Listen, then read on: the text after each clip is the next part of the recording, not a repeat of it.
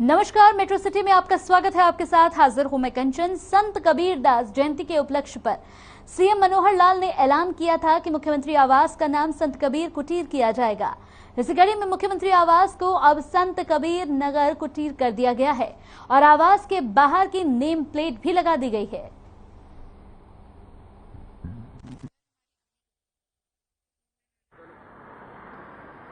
संत कबीर दास जयंती के उपलक्ष्य पर आज से चंडीगढ़ स्थित हरियाणा मुख्यमंत्री आवास का नाम संत कबीर कुटीर रखा गया है।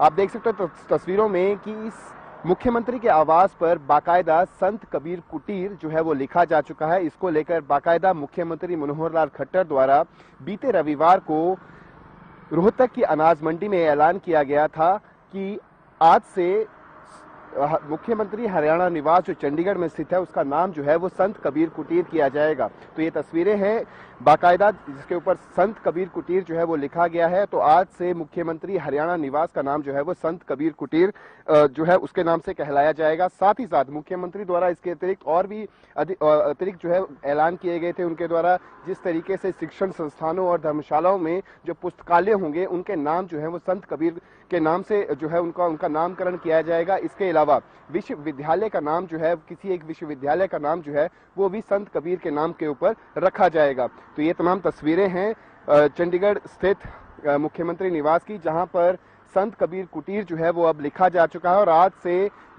हरियाणा के मुख्यमंत्री के निवास स्थान का नाम संत कबीर कुटीर जो है वो कहलाएगा। ये तस्वीरें हैं चंडीगढ़ के हरियाणा के मुख्यमंत्री निवास की। चंडीगढ़ से हर खबर हरियाणा के लिए रवि चंदेल के साथ कैमरा पर्सन किशन की रिपोर्ट।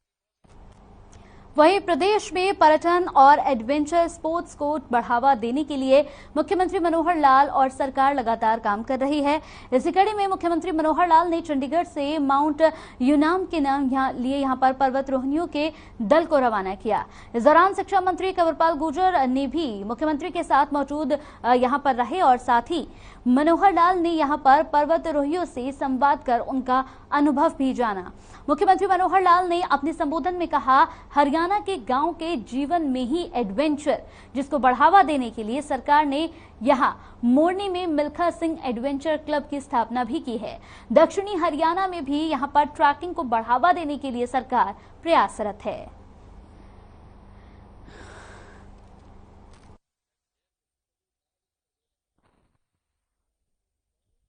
एडवेंचरस गेम पर एक सेमिनार चंडीगढ़ में एससी चौधरी जी उपस्थित थे वहां। तो जैसे ही इन्होंने विषय सारा रखा, मुझे भी वहां चीफ गेस्ट के नाते बुलाया था।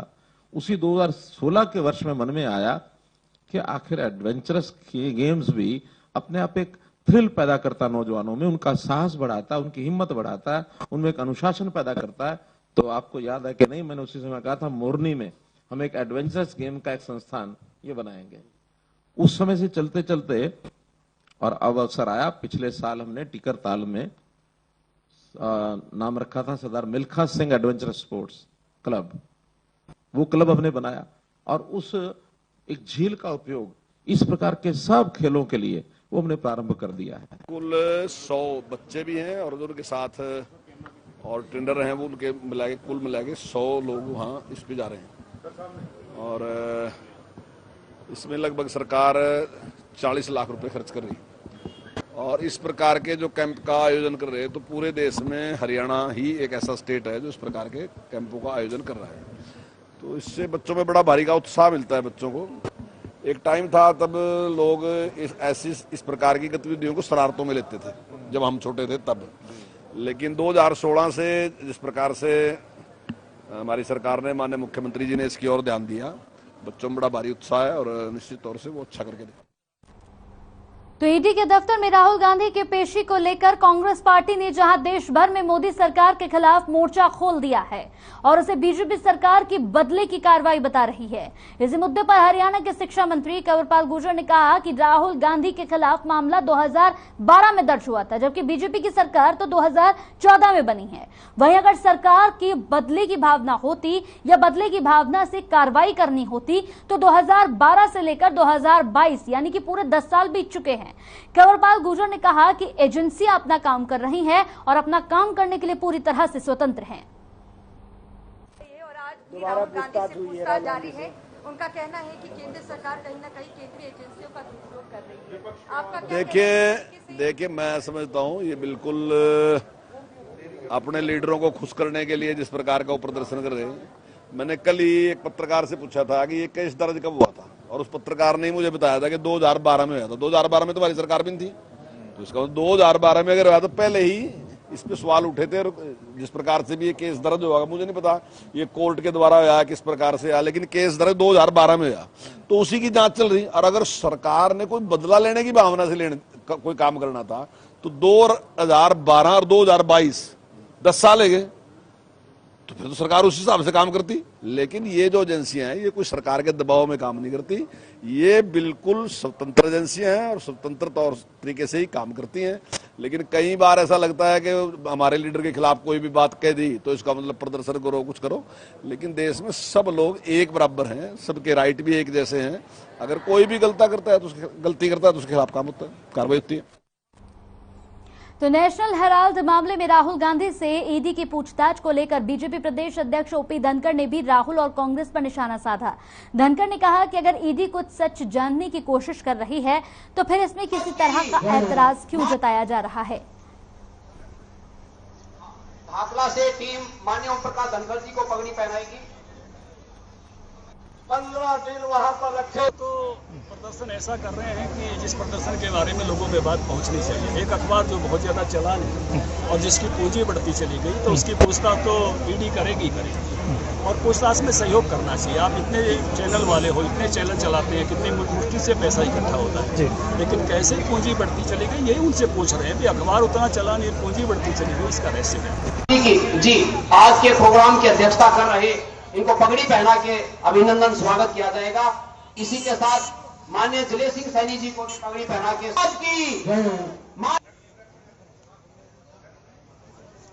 भाखला से टीम माननीय ओम प्रकाश। तो वहीं बिहार के बाद अब दिल्ली एनसीआर में एक चीनी नागरिक और उसकी भारतीय गर्लफ्रेंड को हिरासत में लिया गया है। आरोप है कि वीजा की अवधि समाप्त होने के बाद भी चीनी नागरिक अवैध रूप से भारत में ही रह रहा था। जानकारी के मुताबिक नोएडा पुलिस ने उसे गुरुग्राम से हिरासत में लिया है। फिलहाल इन लोगों के खिलाफ एफआईआर दर्ज कर ली गई है, उनसे पूछताछ की जा रही है। एसपी विशाल पांडे ने कहा कि उनसे पूछताछ पर पता चला कि चीनी नागरिक का वीजा जून 2020 में समाप्त हो गया था और उसने इसे 2022 के रूप में दिखाने के लिए जाली बनवाया था। उसने वीजा यहां पर शर्तों का उल्लंघन किया और जाली दस्तावेजों का इस्तेमाल किया।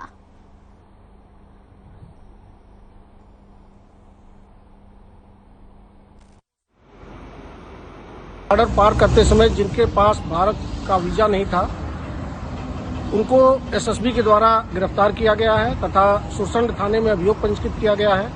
पूछताछ पे उन्होंने बताया है कि वह जेपी ग्रीन ग्रेटर नोएडा में अपने चीनी नागरिक मित्र के पास रुके थे। इस आधार पर उस चीनी नागरिक की पहचान की गई तथा गुरुग्राम हरियाणा से चीनी नागरिक को व उनकी महिला मित्र जो कि नागालैंड कोहिमा की रहने वाली हैं उनको पुलिस हिरासत में लिया गया। वहां से पूछताछ की गई, आवश्यक अभिलेख देखे गए तो यह पता चला कि चीनी नागरिक का जून 2020 में वीजा समाप्त हो चुका है। उनके द्वारा फोर्ज करके उस पर जून 2022 अंकित। साइबर सिटी गुरुग्राम में इन दिनों चैन स्नेचरों का आतंक काफी ज्यादा बढ़ गया है। बाइक सवार स्नेचर शहर के गलियों और पार्क में घूमने वाली महिलाओं को अपना शिकार बनाकर आसानी से यहां पर लूटपाट कर फरार हो जाते हैं। ताजा मामला गुरुग्राम के अशोक विहार का है, जहां देर शाम एक युवती अपने घर पहुंची थी। जैसे उसने डोरबेल बजाई उसी दौरान बाइक पर सवार दो युवक उसके गले से चेन झपट कर वहां से फरार हो गए। गनीमत ये रही कि चेन झपटामारों के हाथ से छूटकर युवती के बालों में अटक गई। सारी वारदात सीसीटीवी कैमरे में कैद हो गई। अचानक हुए इस हमले से युवती सकपका गई। जब उसकी समझ में आया तो वो यहां झपटमारों के पीछे दौड़ी, लेकिन तब तक दोनों यहां से फरार हो चुके थे। युवती ने इस वारदात की शिकायत पुलिस को नहीं दी है। ऐसी घटनाओं के चलते लोगों ने मांग की है कि पुलिस इलाके में गश्त बढ़ाए तो शायद इस तरह की घटनाओं पर अंकुश लगाया जा सके।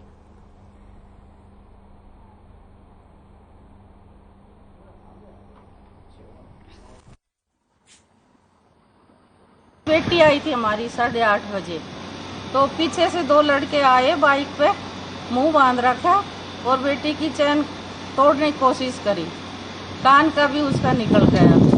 और उसके बाद वो वैसे जैसे उसने देखा तो लड़की की चैन बच गई, बाकी वो भाग गए। और उससे भी कुछ थोड़े से दिन पहले अभी हमारी गाड़ी में भी हादसा हुआ है कि वो गाड़ी में पीछे का लोग शीशा तोड़ा, शीशा तोड़ के लोग तोड़ दिया आगे का, और हमारी गाड़ी का जो भी सिस्टम होता है वो ऑन ऑफ होने का। ब्रेक के बाद स्वागत है आपका। तो पानीपत पुलिस को बड़ी कामयाबी हासिल हुई है। दरअसल पुलिस ने करनाल से बाइक चुराकर पानीपत बेचने आए एक बाइक चोर को गिरफ्तार कर लिया। नशे के आदी चोर ने पानीपत के सिविल अस्पताल के बाहर कम दामों में बाइक बेचने की बात की, जिस पर बाइक खरीदने वाले को शक हुआ। उसने चोर से आरसी मांगी। आरसी मिलते ही बाइक खरीद रहे युवक ने पुलिस को जानकारी दी। पुलिस ने आरोपी बाइक चोर को गिरफ्तार कर लिया और यहां पर आगे की कार्रवाई शुरू कर दी। कर दिया अपना नेवल कराने आ रहा हूँ जी। बाइक कहाँ से चोरी की है ये? करनाल से की है जी। इसलिए चोरी करते हो? नशा नुशा करते हो? हाँ जी। अच्छा, यहाँ कैसे पहुँचे पानीपत? बस लूट लेने के चक्कर में आ गए थे सर। लूट लेने? हाँ जी। अच्छा, तो पकड़े गए? हाँ। पहले भी चोरी की है? नहीं, पहले नहीं की थी। बाइक चोरी क्यों करते हो? गरीब लोगों की बाइक कैसे बेच रहे हो? कितने में बेच रहे थे इसको? 2-3 हजार में बेच। सोनीपत में NH-44 पर देर रात तेज रफ्तार कार डिवाइडर से जा टकराई, जिससे हादसे में कार में सवार 2 नर्सिंग ऑफिसर सहित एक छात्र की मौके पर ही मौत हो गई, जबकि दिल्ली परिवहन निगम में तैनात चालक गंभीर रूप से घायल हो गया। वहीं सूचना मिलते ही मौके पर पहुंची पुलिस ने शवों को नागरिक अस्पताल के शवगृह में रखवाया और घायल को इलाज के लिए निजी अस्पताल में भर्ती करवाया। बता दें कि दिल्ली के नांगल ठाकरान के रहने वाले अंकित जितेंद्र गौरव और रोहिणी के रहने वाले गौरव सिंह सोमवार की देर रात अपनी कार से मनाली घूमने के लिए जा रहे थे और NH-44 पर गांव भिगान के पास ये बड़ा हादसा हो गया। करीब 12 बजे हमारे पास इन्फॉर्मेशन आई थी कि ऐसे ऐसे ब्रेजा गाड़ी एक्सीडेंट हुई है, तो हम उस पर शिकायत तक पहुँचे थे। उसमें 4 व्यक्ति सवार थे, दिल्ली के हैं, तो उनमें से 3 एक्सपायर हो चुके हैं और एक अभी जीवित है। तो फिर जिनके शिकायत देंगे उस हिसाब से कार्रवाई अमल में करेंगे।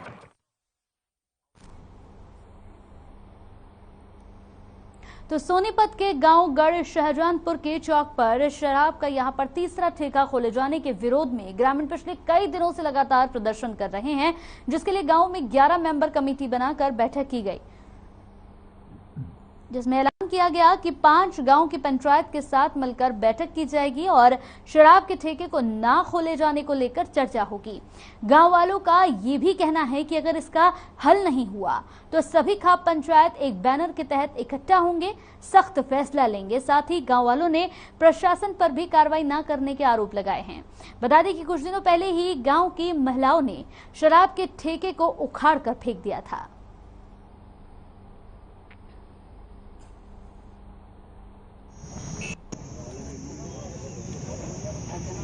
अब देखो, जहाँ जहाँ ठेके खुले रहते हैं वहाँ पे गाड़ी वगैरह खड़ी रहती है, कोई अभद्र व्यवहार करता है उसमें बैठे हुए, तो महिलाओं की सुरक्षा को लेकर खतरा है। हाँ, सुरक्षा को लेकर खतरा। अब देखो पहले कितना बड़ा हुआ है अपने हरियाणा में। तो क्या निर्णय किया गया, इसको हटाया गया क्या? जब पहले दिन प्रोटेस्ट किया, क्या दिन हो गया आपको? हमें पुलिस वालों ने बोला था और जी हट जाएगा और कल इसको उठा ले जाएंगे।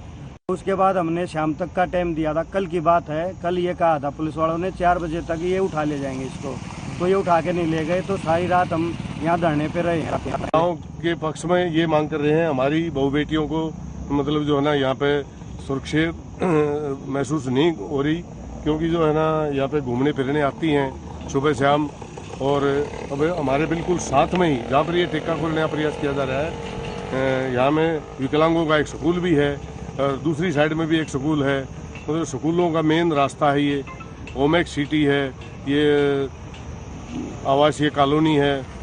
तो ये मतलब गांव के बिल्कुल टच करके मतलब जो है ठेका खोलने का प्रयास किया जा रहा है। हम इसको किसी भी हालत में यहाँ पे खोलने नहीं देंगे। घर के बाहर से स्कूटी हुई चोरी। गांव गढ़ शाहजहानपुर में शराब के ठेके को हटाने को लेकर प्रशासन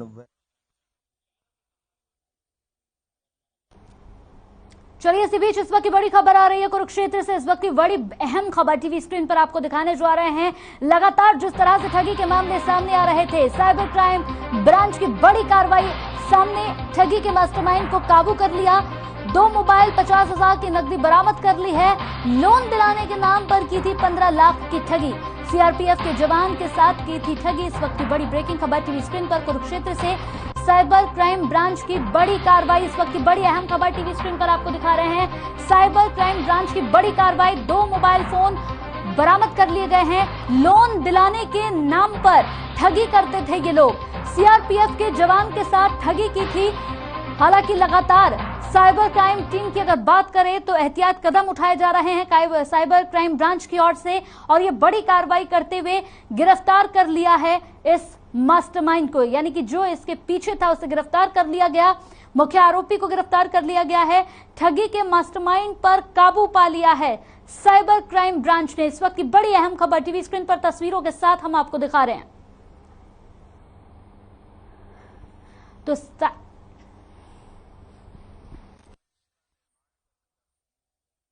पुलिस फाइल अनुसंधान के लिए एसपी साहब के आदेश के मुताबिक थाना पेवा से एसडीओ में प्राप्त हुई है। इसमें एक सिंदरपाल नाम का कर्मचारी है जो सीआरपीएफ में नौकरी करता है। उसने बतलाया कि उसके साथ ऑनलाइन फ्रॉड हो गया है। उसने अपनी इंश्योरेंस पॉलिसी के करवा रखी है। इसके लिए कोई उसके पास अचानक फोन आया है कि हम इंश्योरेंस पॉलिसी पे आपको लोन दिला देंगे 15 लाख रुपये। जो उसकी वार्ता में आ गया, उसके बकाया में आकर उसने 1 महीने के दौरान 15 लाख रुपए जमा करवा लिए। इस पूरी खबर पर ज्यादा जानकारी के साथ हमारे संवाददाता विनोद हमारे साथ फोन लाइन पर जुड़ गए हैं। विनोद, जिस तरह से ये पूरा मामला सामने आया है, लोन दिलाने के नाम पर ठगी करते थे ये लोग, और अब इसके मुख्य सरगना यानी कि इसके मास्टरमाइंड को गिरफ्तार कर लिया गया है। क्या कुछ अपडेट आ रहा है इस पूरी खबर पर? साइबर क्राइम हो रहा है, जो ठगी की जा रही है, ऐसे में ही एक जो सीआरपीएफ का जवान था जिसको लोन दिलाने के नाम पर वो ठगी की गई, और बकायदा जो उसमें करीब 15 लाख के करीब जो लोन दिलाने की बात की गई थी, और उसके साथ ही उसका जो कैश, जो उसका अपना अकाउंट था, उसमें भी ठगी की गई। ऐसे में जो एक गैंग था, और गैंग को पुलिस ने काबू किया और इनसे काफी कुछ बरामदगी हालांकि हो गई है, परंतु पुलिस को मानना है कि ये कोई गैंग है जो लगातार कई लोगों को ठग रहा है। चलिए, बहुत बहुत शुक्रिया विनोद, हमारे साथ जुड़ने के लिए, तमाम अपडेट देने के लिए बेहद शुक्रिया आपका। तो लोन दिलाने के नाम पर ये ठगी करते थे। सीआरपीएफ के जवान के साथ ठगी की थी। 4 लोगों की पहले ही इस पूरे मामले में गिरफ्तारी हो चुकी है। हालांकि अगर बात करें यहां पर क्राइम ब्रांच की, तो लगातार क्राइम ब्रांच की ओर से एहतियात कदम उठाए जा रहे हैं ऐसे लोगों के खिलाफ। चलिए, इसी के साथ मेट्रो सिटी में मेरे साथ इतना ही। आगे भी लगातार खबरों का सफरनामा यूं ही जारी रहेगा। आप देखते रहिए हर खबर।